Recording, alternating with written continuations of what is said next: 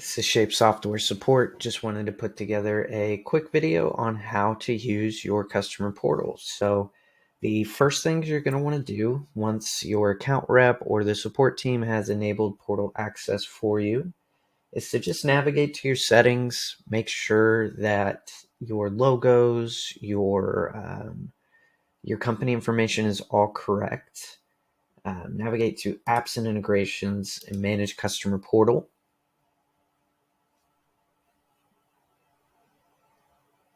Here's where you can set required fields. These will be hard stops so that applicants can't just go past the field without filling it in. They will have to fill in the information on the selected fields here.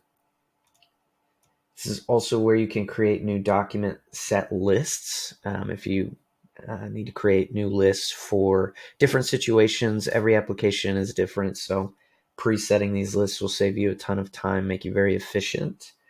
Also set one default list for the system. This will be the list that is used if you do not select a document list. Here's also where you can add documents. So if there are documents that are not in the default list for the system, you can add new ones here in the top right.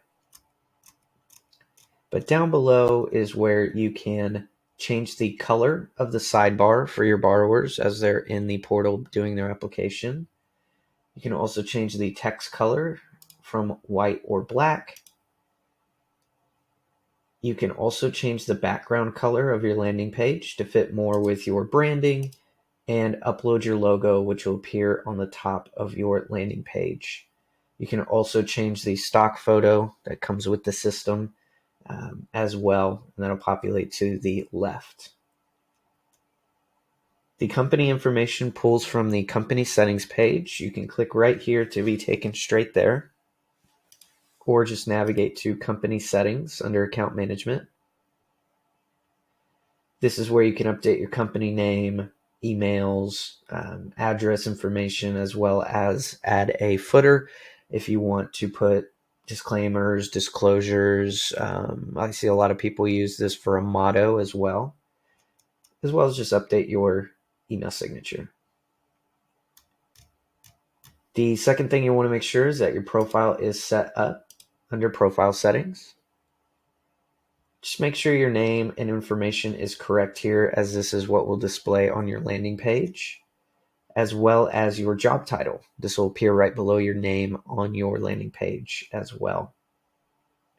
Same thing with licensing information, time zone. If your industry requires that you have your license visible for your application, just make sure it's plugged in here.